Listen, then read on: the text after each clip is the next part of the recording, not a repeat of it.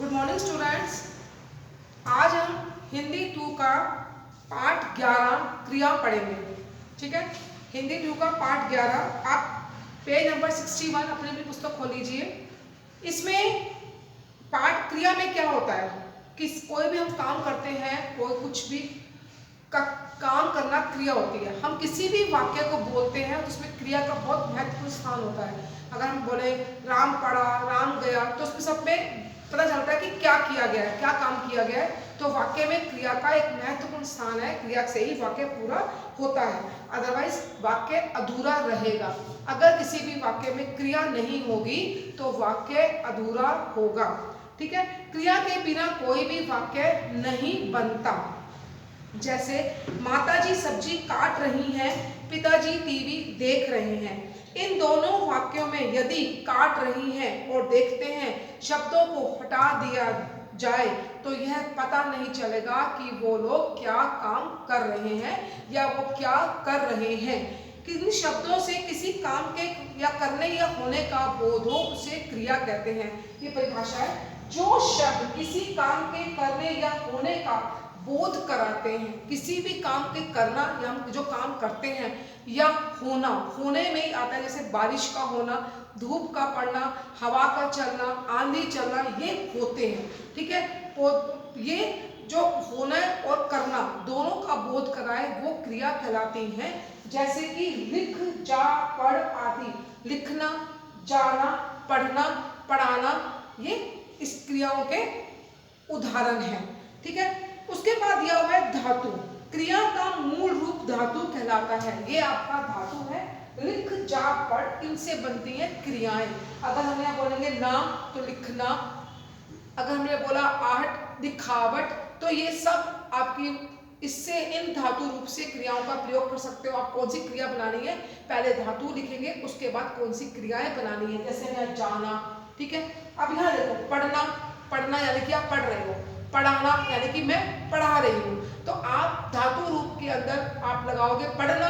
अगर आपने आप की मात्रा नहीं लगाई तो आप पढ़ रहे हो। अगर हमने पढ़ाना लिख दिया तो मैं पढ़ा रही हूँ। ठीक है, इससे आपका धातु रूप से ही क्रियाओं का रूप बनता है। जैसे यहाँ पे है दौड़ना, गिरना, हंसना, उड़ना। इनके अंदर धातु रूप है दौड़, गिर, हंस और उड़, और हमने ना लगाकर हमने इनकी क्रियाएं बनाई। ठीक है, इसके बाद आता है यहाँ पर क्रिया के भेद। क्रिया के दो भेद होते हैं, सकर्मक क्रिया और अकर्मक क्रिया। ठीक है, अब इसको देखो ध्यान से। क्रिया के दो भेद है, सकर्मक क्रिया और अकर्मक क्रिया। सकर्मक क्रिया के अंदर कर्म होता है कि हम कौन सा काम कर रहे हैं।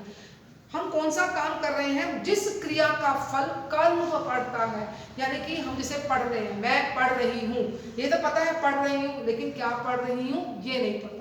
अगर बोले कि मैं किताब को पढ़ रही हूँ, मैं कहानी पढ़ रही हूँ, तो इसका मतलब मेरा काम जो पढ़ना है वो कहानी को पढ़ा जा रहा है या किताब को पढ़ा जा रहा है। यहाँ पर मेरे पास कर्म है कि हम क्या पढ़ रहे हैं।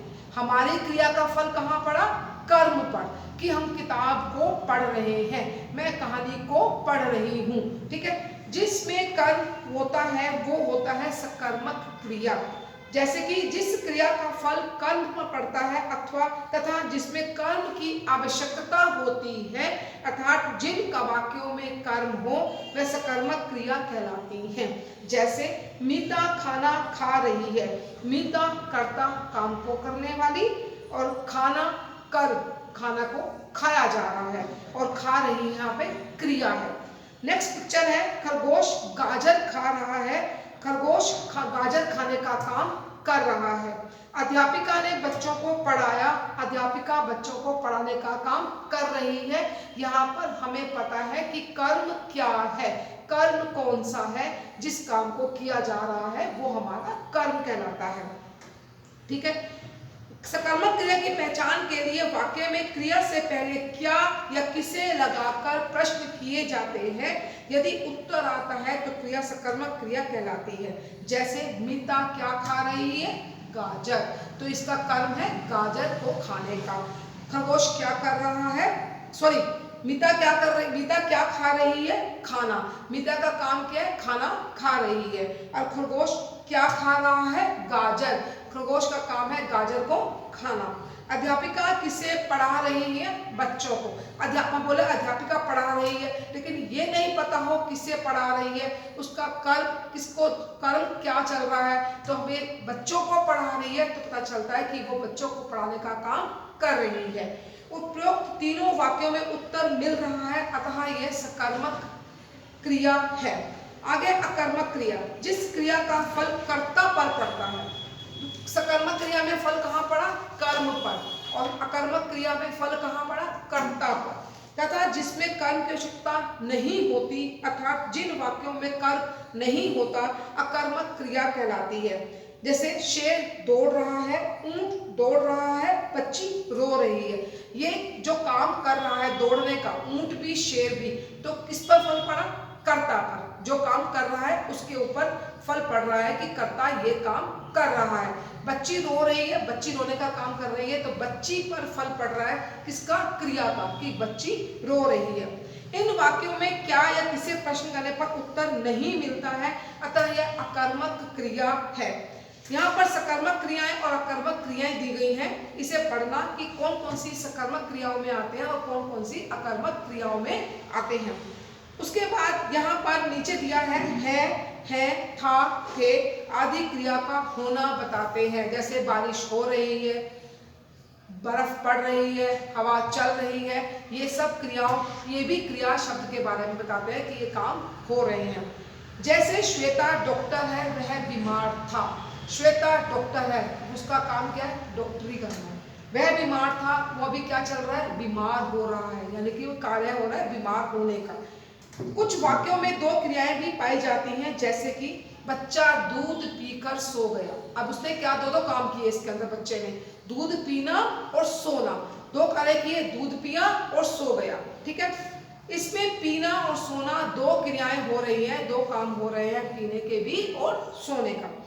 आगे आपको दिया है कि लिंग, वचन तथा कारक में परिवर्तन होने पर क्रिया का रूप बदल जाता है। लिंग बदलने पर होता है सुमित पढ़ रहा है, ये लड़का है, स्नेहा पढ़ रही है, ये लड़की है। ये पुल्लिंग और स्त्रीलिंग का पता चला।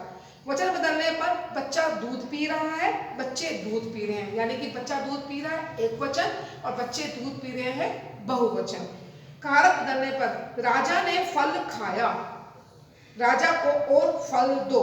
राजा ने फल खाया, ये इसका कारक है कि कर्ता कारक है, राजा फल खा रहा है।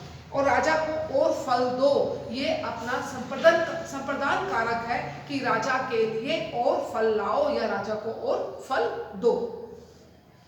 आगे मैं दोहराती हूँ, जिन शब्दों से किसी काम के करने या होने का पता चले उन्हें क्रिया कहते हैं। क्रिया के बिना वाक्य अधूरा है। कारक, लिंग तथा वचन का प्रभाव क्रिया पर पड़ता है। कारक का, वचन का अभी हमने पढ़ा है। कारक बदलने पर, लिंग बदलने पर और वचन बदलने पर क्रिया का प्रभाव बदल जाता है। क्रिया के दो प्रकार होते हैं, सकर्मक क्रिया और अकर्मक क्रिया। जहाँ कर्म पाया जाए वो सकर्मक क्रिया है, जहाँ कर्म नहीं हो वो अकर्मक क्रिया है।